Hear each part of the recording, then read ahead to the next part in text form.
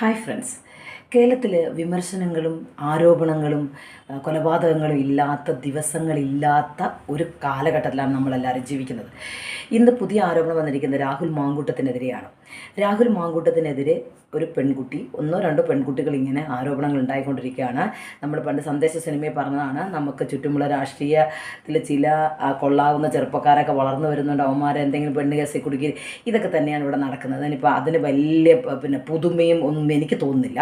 പക്ഷേ രാഹുൽ മാങ്കൂട്ടത്തിന് എനിക്ക് വിമർശിക്കാൻ പറ്റുന്ന രണ്ട് കാര്യങ്ങളിൽ എനിക്ക് പറഞ്ഞേ പറ്റുള്ളൂ. രാഹുൽ മാങ്കൂട്ടം ഈ പാലക്കാട് വീര സവർക്കറുമായിട്ട് ബന്ധപ്പെട്ട ഒരു വിഷയത്തിൽ ഒരു നിയമസഭാ സാമാജികരാണെന്ന ഒരു സാധാരണ ബോധം പോലും ഇല്ലാതെ KSU എന്ന് പറയുന്ന വിദ്യാർത്ഥി സംഘടനയിലെ നേതാവിനെ പോലെ തരംതാണു പോയ ഒരു സംഭവമുണ്ട്.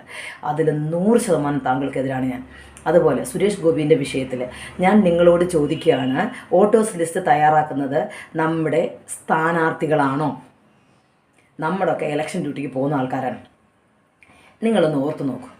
ഇത്രയധികം മോശമായ രീതിയിൽ കള്ളൻ എന്നൊക്കെ വിളിച്ചിട്ട് താങ്കൾ അവരെ വല്ലാത്ത രീതിയിൽ മോശമായിട്ട് അപമാനിച്ചു.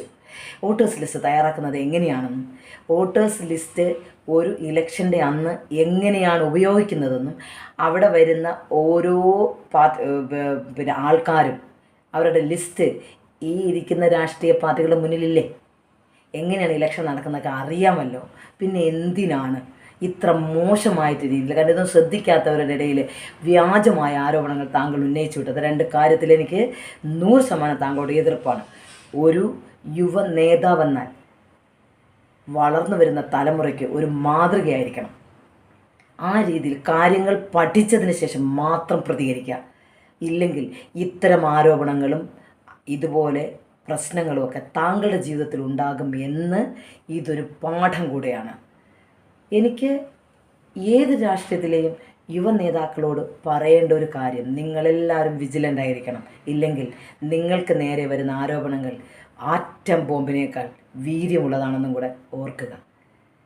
വേറെ ഒന്നും എനിക്ക് പറയാനില്ല. പക്ഷേ മറ്റുള്ളവരെ ആശയങ്ങൾ കൊണ്ട് നേരിടാം, വ്യക്തികളെ വളരെ മോശമായി വ്യാഖ്യാനിക്കാനായിട്ട് രാഹുൽ മാങ്കൂട്ടത്തിൻ്റെ നാവ് ഇനി പൊങ്ങരുത്. ഇതൊരു താക്കീതാണ്. ഇത് നിങ്ങൾക്ക് ഒരു സൂചന കൂടെയാണ്. Thank you.